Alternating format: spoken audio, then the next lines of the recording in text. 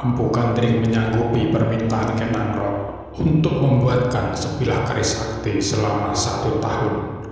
Namun, Ken Angrok menolak pembuatan sebilah keris yang terlalu lama. Baginya, waktu 5 bulan dianggap cukup untuk menyelesaikan pembuatan sebilah keris. 5 bulan yang dinanti Ken Angrok tiba waktunya. Sebilah keris yang mampu membelah batu belum selesai dibuat sang Empu Gandring.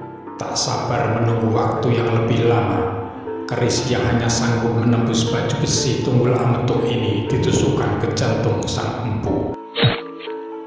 Empu sakti dari dusun Lulumbang ini tewas dengan meninggalkan kutukan. Malang, sebuah kabupaten yang berdiri sejak tahun 760 Masehi ini, banyak menyimpan kisah pertumpahan darah. Meskipun pada awal berdirinya, daerah ini Toto Titi Tentrem Kertoraharjo. Kutukan Empu Gandring dalam kitab Pararaton seperti membekas di tanah para raja ini.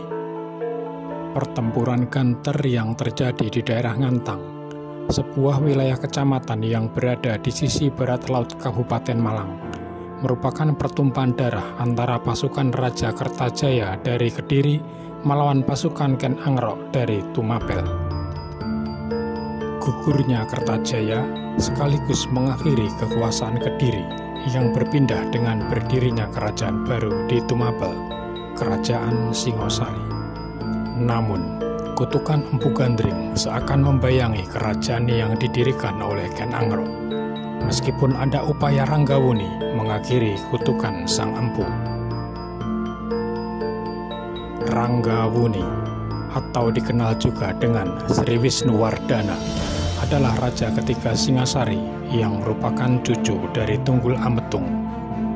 Ranggawuni membagi pemerintahannya dengan Narasingamurti atau Mahisa Campaka, cucu dari Ken Angrok.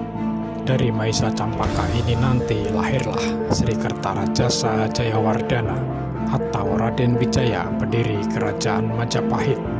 Sedang dari Ranggawuni ini lahirlah Kertanegara, raja terakhir Singosari yang juga ayah mertua dari Raden Wijaya. Kertanegara adalah raja terbesar kerajaan Singosari. Ambisius ingin menaklukkan raja-raja seberang termasuk dengan kerajaan Mongol.